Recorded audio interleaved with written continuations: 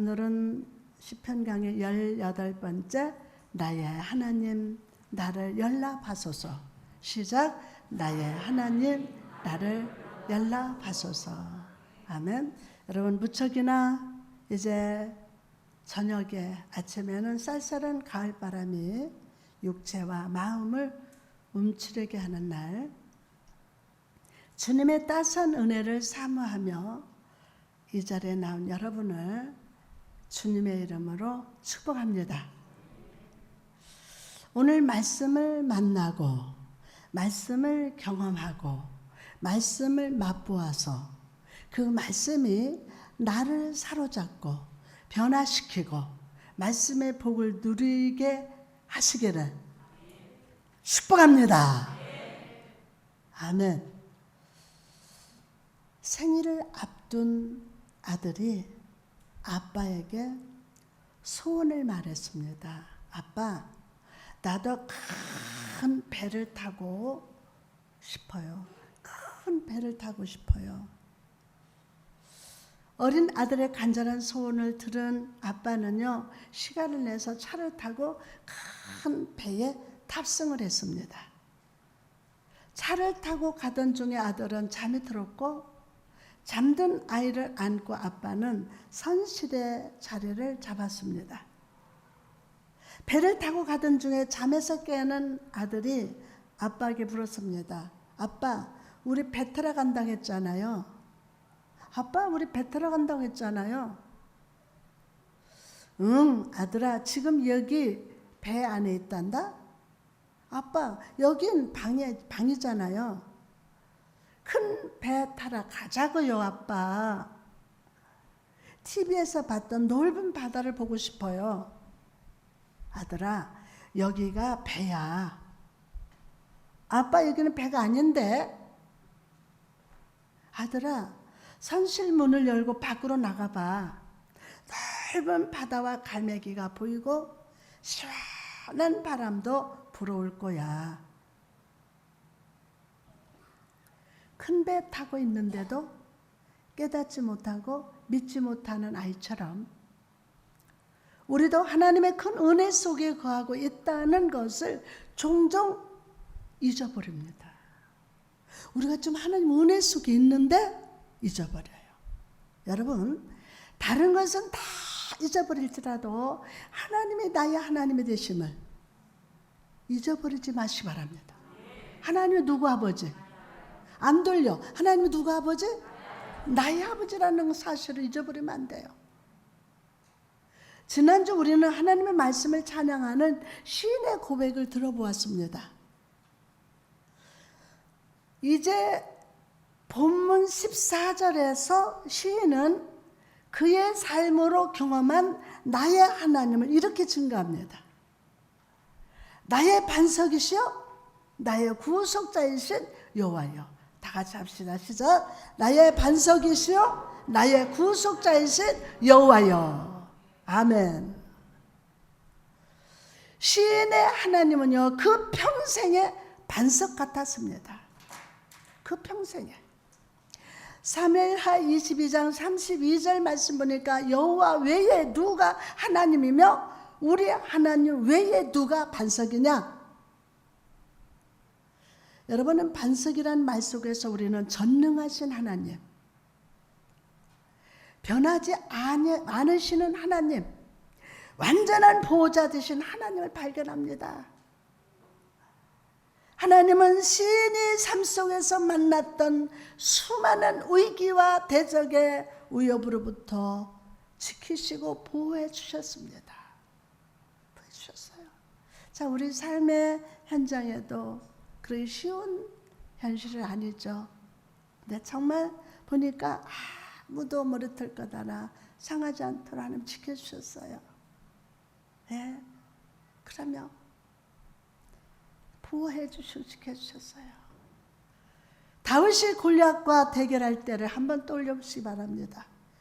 3m가 넘는 거인 골리앗 앞에서 사울 왕과 이스라엘 백성들은요 숨었습니다. 사울과 이스라엘 군대들에게 하나님 성전에서 예배할 때만 실감되는 하나님이셨어요. 예배 드릴 때만. 그러나 다윗에게 하나님은 어떤 상황에서도 함께 하시는 하나님이셨습니다.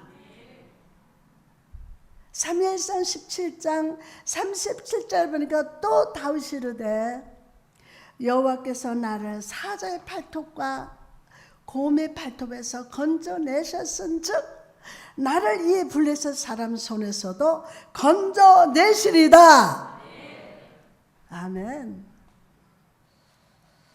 그의 위급한 날에 실제하였던 하나님이 골리앗의 위협 앞에서도 실제적인 하나님, 실제적인 도움이 되실 줄을 믿습니다 라고 고백했어요. 여러분, 오늘 여러분의 당면한 현실에 하나님은 분명히 인식할 만한 실제가 되십니까? 실제가 되십니까? 믿음 있는 사람은 오늘의 힘든 상황과 문제보다 하나님을 더 분명한 실제로 믿는 사람임을 믿으시기를 바랍니다. 우리가 잘 아는 믿음의 사람 요셉을 보시기 바랍니다. 그는 하나님이 주신 꿈이 있었어요. 하늘의 별들이 요셉에게 절하고 형들의 벼가 자기에게 절하는 것을 보았습니다. 그러나 요셉은 그 꿈을 덧입고 자신에게 주어진 현실에 최선을 다했어요. 그냥 꿈만 붙잡고 있었던 게 아니에요. 그 꿈을 덧입고 자신에게 주어진 현실을 충성했어요. 애굽의 노예로 끌려가 보디발 집에서 일할 때도, 억울하고 누명을 쓰고 감옥 안에 갇혔을 때도 감옥 안에서 최선을 다했습니다. 그리고 그는 결과적으로 이루어진 미래를 선물로 받았습니다. 아멘. 선물로 받았어요. 여러분, 오늘 여러분이 전능하신 하나님, 그분의 말씀을 덧입을 때, 믿음으로 현재를 살아갈 때 주님은 이런 약속으로 축복해 주십니다. 고린도후서 5장 5절 보니까 곧 이것을 우리에게 이루게 하시고 보증으로 성령을 우리에게 주신 이는 하나님이시라. 보증이라는 단어를 한번 보십시오. 보증. 이 말은 헬라로 아르나보나라고 하는데 미리 맛보다 라는 뜻입니다. 미리 맛보다. 지금 눈앞의 현실은 힘들고 어렵지만 성령이 우리에게 오셔서 하나님이 우리에게 복 주시고 요셉처럼 형통하실 것입니다. 내 간구에 응답하시고 고난과 시험 속에서 건져내실 것을 미리 맛보게 하신다는 거예요. 그래서 인생의 문제에 주저앉는 자가 아니라 믿음으로 전진하는 인생으로 이루어진 미래를 선물 받는 인생으로 살아가게 하실 것임을 믿으시기 바랍니다. 와, 우리 신난 인생 아니에요? 너무 감사하죠? 동시에 다윗이 경험했던 나의 하나님은 구속자가 되셨습니다. 하나님은 내적이고 근원적인 인간 문제, 죄와 사망의 권세로부터 구원하시고 보호하신 하나님이 되셨어요. 성도 여러분, 코로나19가 여전히 끝이 보이지 않는 그 상황에서도 하나님은 저와 여러분의 반석이 되어 주셨습니다. 참 감사해요. 우리 성도들 안전하게 그 반석 위에 세워주셔서 하나님은 저와 여러분의 반석이 되어 주셨어요. 많은 시험과 고난, 질병의 위험으로부터 전능하신 능력으로 완전히 지켜주셨습니다. 뿐만 아니라 우리 하나님은 우리를 구속하셨어요. 우리가 죄와 사망과 사탄의 덫에 걸려 있었을 때 하늘에 하나님의 전능의 옷을 딱 벗으시고 친히 십자가에 못 박혀 죽으셨어요. 그래서 그 핏값으로 우리를 죄에서 사망해서 사단의 손아귀에서 건져내 주시고 자녀 삼아 주셨습니다. 자녀 삼아 주셨어요. 그렇습니다. 여호와는 우리의 구속자가 되십니다. 그래서 오늘도 죄와 사망으로부터 계속 구원하고 보호하고 계심을 잊지 마시기 바랍니다. 한 발짝 한 발짝 걸을 때마다 그때도 떠나지 않으세요. 오 주님께서 나를 살리셨네. 사도 바울은 성도된 우리를 일컬어서 이렇게 표현합니다. 고린도 후서 5장 17절에 보니까 그런즉 누구든지 그리스도 안에 있으면 새로운 피조물이라. 새로운 피조물이라고 합니다. 새로 창조된 존재가 되었다는 것입니다. 그럼 새롭게 창조되기 전에 본래 우리는 무엇으로 창조되었습니까? 뭐로? 본래 인간은요, 하나님의 생기를 불어넣은 하나님의 형상, 생명으로 창조되었어요. 마귀는 악령, 사람은 생명, 하나님은 신령. 하나님의 생기를 불어넣은 하나님의 형상, 생명으로 창조되었어요. 그러나 인간의 삶에 죄가 들어왔을 때 영적 존재로 창조된 우리가 변질이 되었어요. 창세기 6장 3절에 여호와께서 이르시되 나의 영이 영원히 사람과 함께하지 아니하리니 이는 그들의 육신이 됨이라. 하나님의 형상으로 살아야 할 인간이 육신이 되었다는 겁니다. 죄 안에 있고 심판 아래 있고 영원한 죽음에 떨어지는 그런 운명 속에 살게 된 겁니다.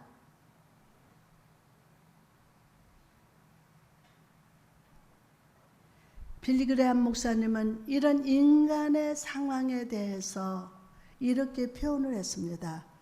홍수가 나서 사람들이 물에 떠내려가고 있습니다.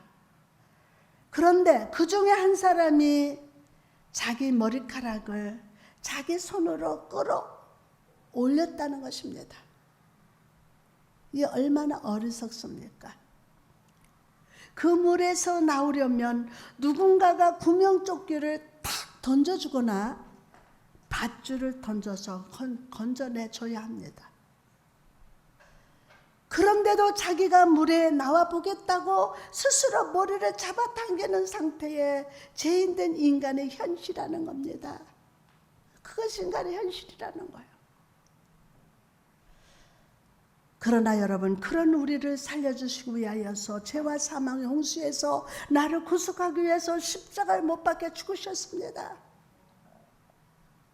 고린도후서 5장 15절에 그가 모든 사람을 대신하여 죽으심은 살아있는 자들로 하여금 다시는 그들 자신을 위하여 살지 않고 오직 그들을 대신하여 죽었다가 다시 살아나신 이를 위하여 살게 하려 함이라.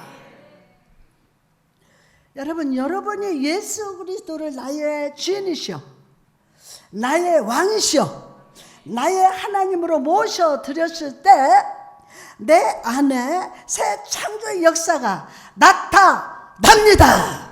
새 창조의 역사가 나타나요. 그리고 이제 우리는 새 창조된 존재로서 삶의 이유와 목적이 달라지게 됩니다. 삶의 이유와 목적이 달라져요. 나를 위해서 살던 자가 주 예수 그리스도를 위해서 삽니다. 자기 주도적이었던 삶이 변해서 그리스도 주도적으로 살게 됩니다. 명절이 와도요, 주일 빠지고 여행 가면 안 돼요. 되기도 되지만 안 돼요. 명절 때 얼마나 사단이 역사하는 무슨 명절에 여행을 가.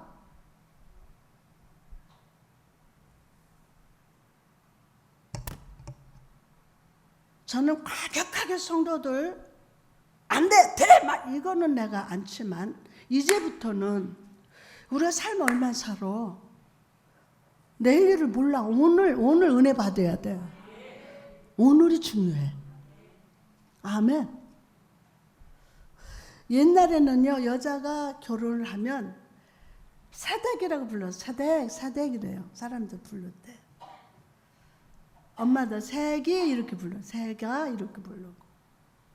왜 사댁이라고 합니까? 전에는 친정을 위해서 살았어요. 그랬는데 이제는 시집을 위해서, 남편을 위해서 삽니다. 전에는 뭘 하더라도 나 자신을 위해서만 했지만 이제는 새로운 가족을 위해서 살아갑니다. 전에는 내가 먹고 싶은 것 먹고 싫으면 안 먹고 내 마음대로 살았지만 이제는 남편과 아이들을 생각하면서 식탁을 준비합니다. 사랑하는 남편을 따라서 입맛도 생각도 습관도 달라지게 됩니다. 이처럼 예수 그리스도의 피값으로 구속함을 받은 우리는요, 새로운 피조물이에요.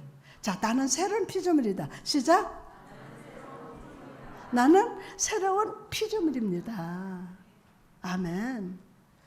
이전에는 나를 위해서 살았지만 이제는 주를 위해 삽니다. 이제는 하나님과 등을 돌리고 살았으나 이제는 하나님과 사랑의 관계, 하나님의 화목의 관계에 들어갔습니다. 빼도 박도 못해. 하나님의 사랑의 관계에 들어갔어요. 하나님과의 화목의 관계에 들어갔어요. 예수 그리스도 안에서 어디에서 무엇을 하든지 은혜를 전파하는 인생으로 변화되었습니다. 변화됐어요. 계속해서 다윗은요, 그의 평생의 반석이요 구속자 되신 하나님께 간절한 바람을 고백합니다. 간절한 바람을. 내 입의 말과 마음의 묵상이 주님 앞에 연락되기를 원하나이다. 시작. 내 입의 말과 마음의 묵상이 주님 앞에 연락되기를 원하나이다. 아멘, 아멘, 아멘. 그렇게 될지어다. 먼저 다윗은요, 내 입의 말이라고 합니다. 이것은 입으로 말하는 것뿐만이 아니라 겉으로 드러나는 삶의 모든 외면적 활동을 의미합니다. 외면적 활동. 또한 마음의 이 묵상이라는 말은 마음속의 생각과 계획 같이 모든 내면적인 활동을 의미합니다. 사람의 마음의 묵상은요, 겉으로는 드러나지 않습니다. 겉으로는 드러나지 않아요. 때문에 사람은요, 언제든지 위선적인 행동을 할 수가 있어요. 마음은 안 그런데. 겉으로 보면 착해 보이고 천사처럼 보이지만 그 마음은 악마 같을 수도 있습니다. 속에서 그 악마가 얼마나 역사하는지 몰라. 오래전 전국을 두렵게 만들었던 연쇄살인범의 얼굴이 공개되었을 때 저도 그렇고 사람들이 깜짝 놀랐을 거예요. 왜요? 인상이 너무 좋았고 목소리도 믿음이 가는 목소리였고, 그런데 뒤에서는 잔인하게 사람을 죽이는 살인마였어요. 그러나 오늘 시인 다윗은요, 그런 위선자가 되기를 거부했어요. 여러분, 여러분에게는 거부할 수 있는 권리가 있어. 하나님은 거부할 수 있는 능력을 주셨어요. 그럼 오늘 능력을 발견할지어다. 거부할 수 있는 능력도 주셨어요. 내가 받아들일 수 있는 능력도 있지만 내가 거부할 수 있는 거부 능력도 있다고요. 그런 위선자가 되기를 다윗은 거부를 했어요. 그는 내 마음과 생각까지도 모두 하나님께 연락될 만큼 거룩해지기를 바랬습니다. 왜냐하면 하나님은 겉모습이 아니라 사람의 중심을 감찰하시는 분이 되심을 깨달아 알고 있었기 때문이에요. 마음속에서 생각한 일들, 그리고 계획한 것, 결심한 것들은 입으로 고백되고 삶으로 나타납니다. 숨기고 있죠. 마음속으로 내가 어떤 마음을 품었는지. 그런데 그게 반드시 나타나요. 자기 입으로 나타나요. 자기 입으로. 시인은 마음에서부터 삶 전체에 나타나는 모든 일들이 하나님의 얼굴 앞에서, 하나님 앞에서 산제사로 기쁘게 연락되기를 바란다는 거예요. 바란다는 거예요. 제가 아까 설교 초기에 여러분 마음에 있는 것, 원치 않는 것도 숨겨져 있는 것, 이걸 발견해서 이게 역사하지 못해 거부해야 돼. 그래서 오늘 하나님 말씀으로 막 쫙 들어가면 역사가 일어난다. 아멘? 그러면 마음속에 생각한 일들, 그리고 계획한 것, 결심한 것들 입으로 고백되고 삶으로 나타나요. 시는 마음에서부터 삶 전체에 나타나는 모든 일들이 하나님 얼굴 앞에서, 하나님 앞에서 산제사로 기쁘게 연락되기를 바란다는 거예요. 여러분 바라십니까? 아멘. 그러면 인도에서 빈민을 섬겼던 마더 테레사는 이보다 더 큰 사랑은 없다 라는 그녀의 책에서 이렇게 말했습니다. 현대는 혼잡한 언어의 시대입니다. 언어의 홍수 속에서 우리는 많은 생각 속에 시달리고 있습니다. 요즘 사람들은 조용하게 자기 내면 세계를 성찰하는 지혜도 없고 그럴 시간도 없습니다. 그냥 쫓기면서 내가 도대체 무엇을 하는지도 모릅니다. 깊이 자기를 성찰하고 하나님 앞에 기도하며 살아가는 사람이 되어야 합니다. 그러면서 세 가지 원칙을 말하는데, 첫 번째는 기도하면서 하나님 뜻을 알 수 있는 빛을 받아야 한다. 뭐를 받아야 한다? 빛을 받아야 한다. 우리 영혼은 흐려져 있습니다. 깨끗한 영혼으로 살아야 합니다.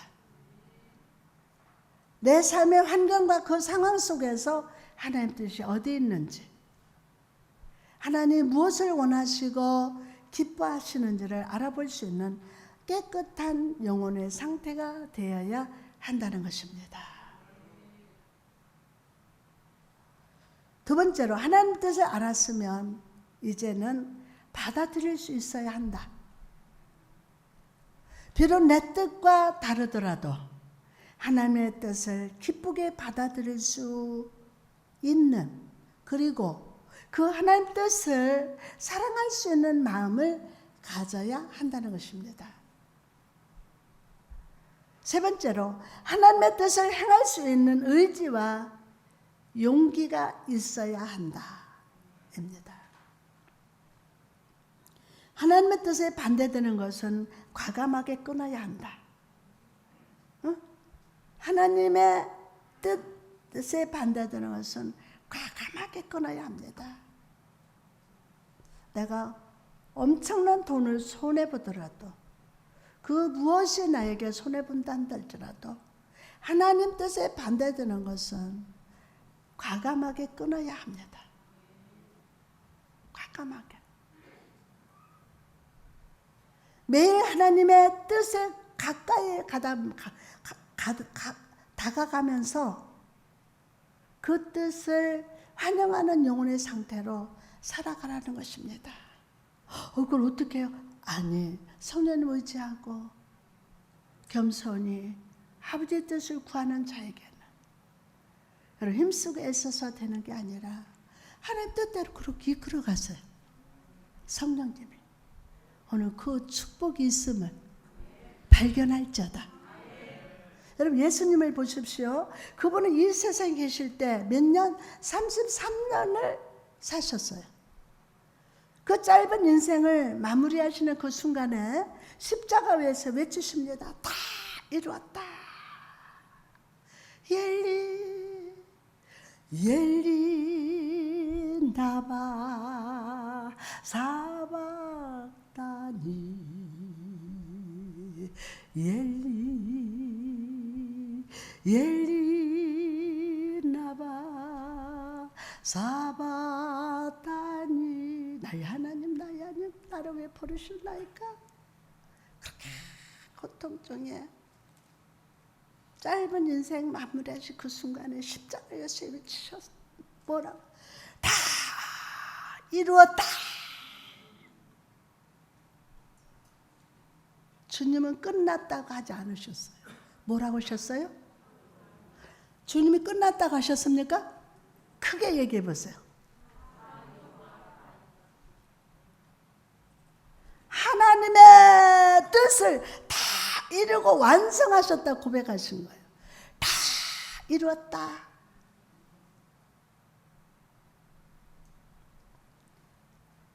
겟세마네 동산에서 예수님은 아버지 내 뜻대로 마옵시고 아버지의 뜻대로 되기를 원하나이다 라고 말씀하셨습니다. 나를 향하는 하나님의 뜻이 있습니다. 여러분 한 사람 한 사람을 향한 하나님의 뜻이 있습니다. 그리고 오늘이라는 현실이 있습니다. 예수님은 그 현실 속에 매몰되지 않으셨습니다. 뜻대로 사셨습니다. 요한복음 18장 11절에 보니까 아버지께서 주신 잔을 내가 마시지 아니하겠느냐 하시니라. 주님을 체포하러 군인들이 왔습니다. 제자 유다가 배신했습니다. 그러나 주님은 그 상황을 바라보지 않으셨습니다. 눈앞에 있는 십자가를 아버지가 사랑하는 아들에게 주는 잔으로 바라보았습니다. 이 상황도 사람들의 침뱉음과 채찍질과 두 손과 두 발에 못이 박히는 그 순간들에도 다 사랑하는 아버지께서 주시는 것이기 때문에 조금의 의심도 없이 하나님을 믿으셨어요. 하나님을. 그리고 모든 것을 감사함으로 받아들이고 순종하시고 다 이루었다 라고 외치셨던 것입니다. 여러분 지난 우리의 삶을 돌아봅시다. 돌아보면 참 후회가 많이 되지 않습니까? 안 해도 되는 생각, 안 해도 되는 말, 하면 안 되는 행동과 결정들을 하지 않았습니까? 할 수 있는 일도 많았습니다. 못한 것 투성입니다. 그러나 예수님을 보십시오. 십자가 위에서 후회의 눈빛이 없으셨습니다. 오늘 여러분 후회할 말, 후회할 수 있는 일들이 아멘, 아멘 다 떠나가라. 아멘. 말이라는 거는 던지면 주워 담지 못해. 이 물이 있잖아요. 이 물이 여기다가 내가 이렇게 붓잖아요. 못 주워 담어. 말도 똑같아요. 말도 똑같아요. 어둠도 없고 아쉬움도 없이 다 이뤘다라고 선포하셨어요. 여러분, 우리가 성도라면 삶으로 하나님 뜻을 알고 믿고 순종해야 합니다. 상황 따라서 말하지 마세요. 변화가는 이 세상의 풍속을 따라서 말하지 마세요. 여러분은 믿음의 사람이요. 하나님의 자녀요. 아멘. 하나님은 약속하신 것을 반드시 이루신다. 상황 따라 말하지 마세요. 내 입술의 모든 말과 마음의 묵상이 하나님의 뜻대로 연락되게 하십시오. 매 순간 성령을 의지하여 하나님의 뜻을 깨달아 아는 순수한 영혼으로 살아갑시다. 그 말한 것이 상황 따라 여러분이 부정적인 말을 하잖아요. 그만큼 이게 10년이 더 들 수도 있어. 평생을 갈 수 있어.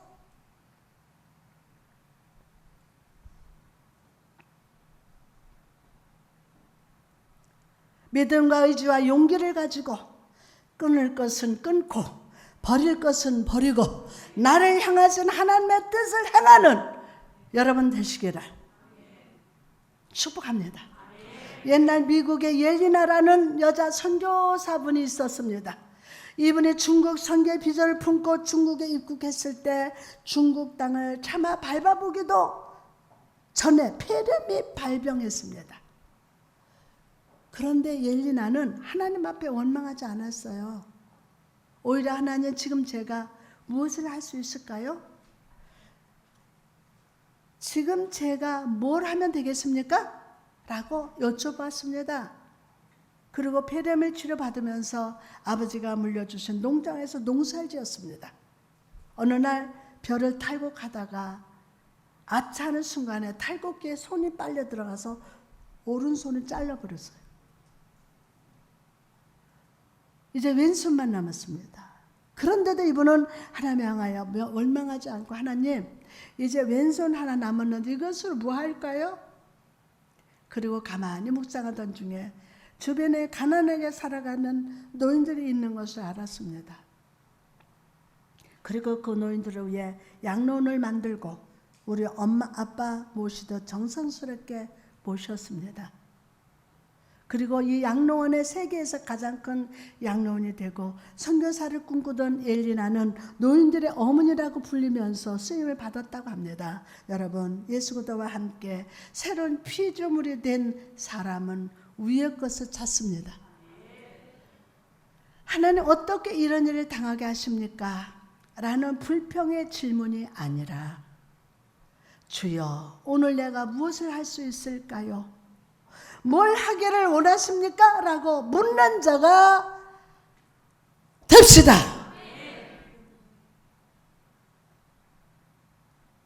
오늘 주께 간 거예요. 주여, 내 입술의 말과 마음의 묵상이 주께 연락되기 원합니다. 나의 삶을 사용하여 주옵소서. 주의 뜻을 이루어 주옵소서. 오직 주께 영광 되기를 원합니다. 아멘.